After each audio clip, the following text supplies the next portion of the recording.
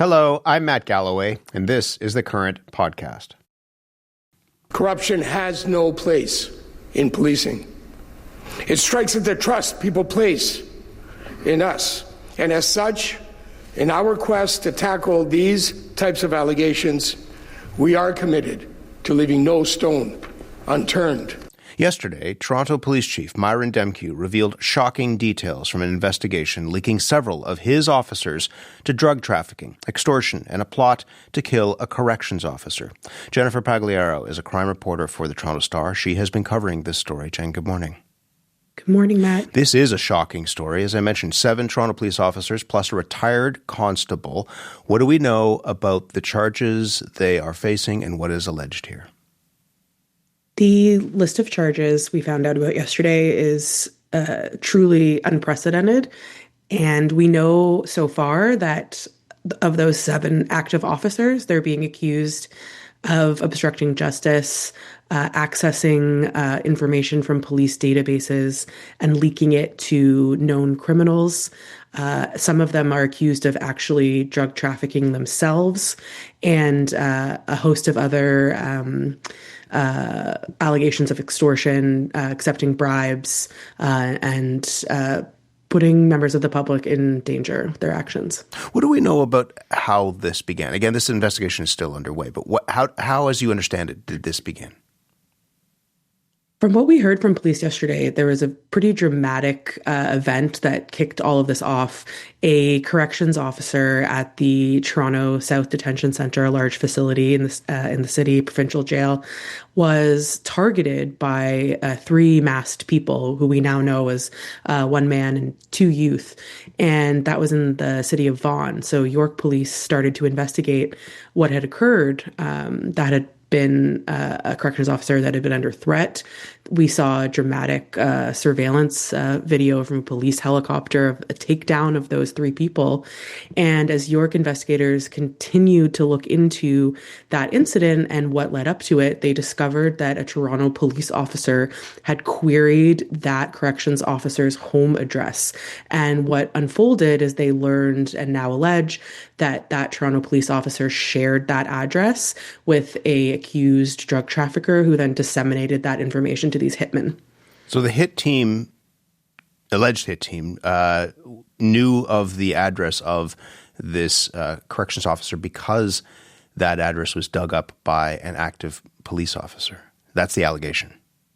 Yes, and honestly, Matt, it's a little wild to hear it repeated back like that, but that is the allegation, and it's, like I said, pretty unprecedented.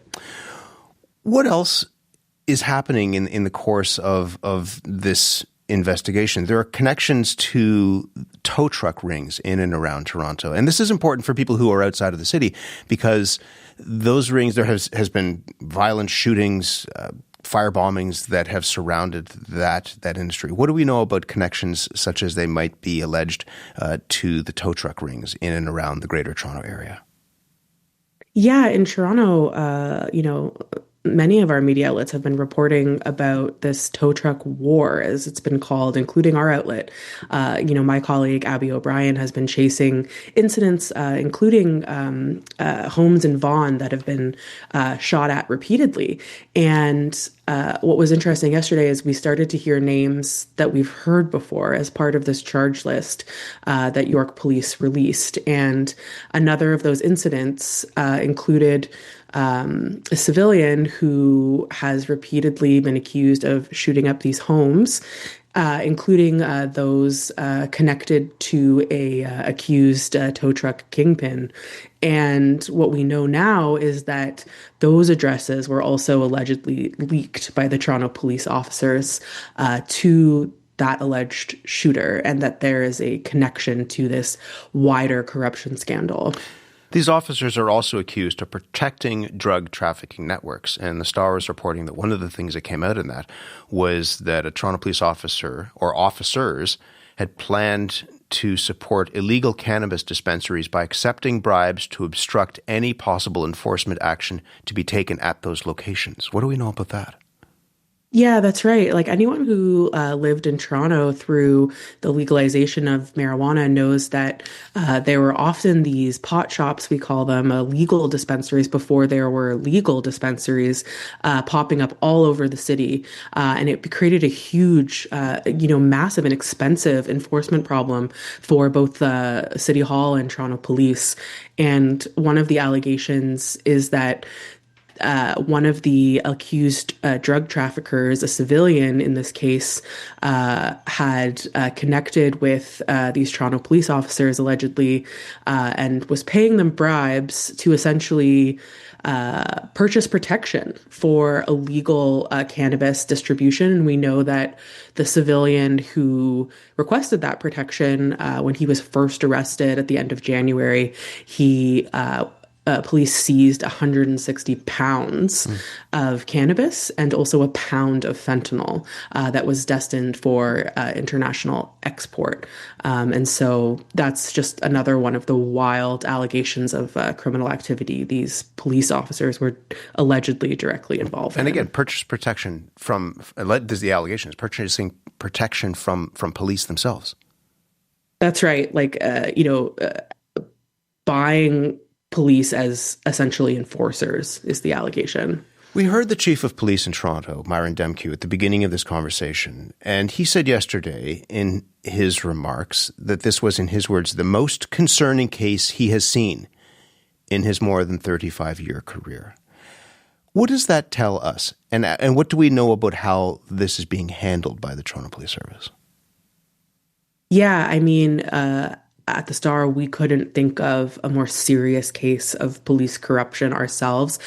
Certainly, there have been serious allegations against police officers, since the time of Toronto Police's inception, but never something that's alleged to be so coordinated, this complex, so insidious. My colleague Richard Warnica kind of highlighted something Demkiw said yesterday, which was, treating this as almost an infection within the police force. And I think that Demkiw has an incredibly serious challenge ahead of him in convincing the public that this is not as deep-seated as we may fear that it is, that this is an isolated situation. And I don't know if we know that yet. And I think that is going to be the biggest challenge for Demkiw and the politicians that oversee him. That matters in part because of trust. Police are given extraordinary power, and that power lives in the trust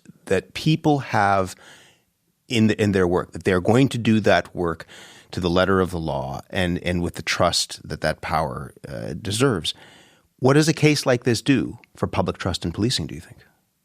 Yeah, something that's so interesting about this case, Matt, is we have seen a shift in public trust in policing, I think, over the last decade, and you've covered it on your show, and we've all experienced that, the movements that we've seen against, racist actions by police forces. We all see what's happening in the States. We have our own concerns here about use of force and all of these very important stories that we cover. But what's, I think, unique about this case is that this goes to the real heart of what police do. We expect police to protect us, to chase after the criminals, not meet with them and shake their hands and accept their money. I think it goes to the heart of, what we are expecting a basic police officer when they swear an oath to do.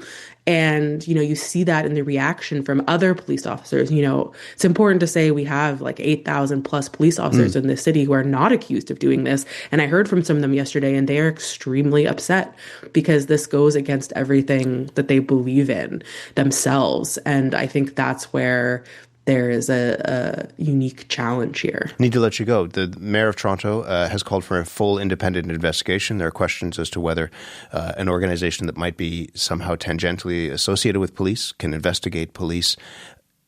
What's at stake for the chief? The headline in one of the headlines in your newspaper is whether the chief can survive something like this. Do you think he can?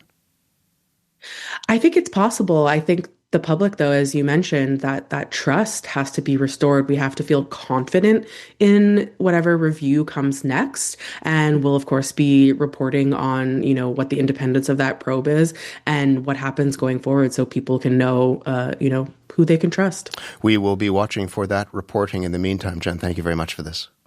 Thanks for having me, Matt. Jennifer Pagliaro is a crime reporter with the Toronto Star. This has been The Current Podcast. You can hear our show Monday to Friday on CBC Radio 1 at 8:30 a.m. in all time zones. Or you can also listen online at cbc.ca/thecurrent or on the CBC Listen app or wherever you get your podcasts. My name is Matt Galloway. Thanks for listening.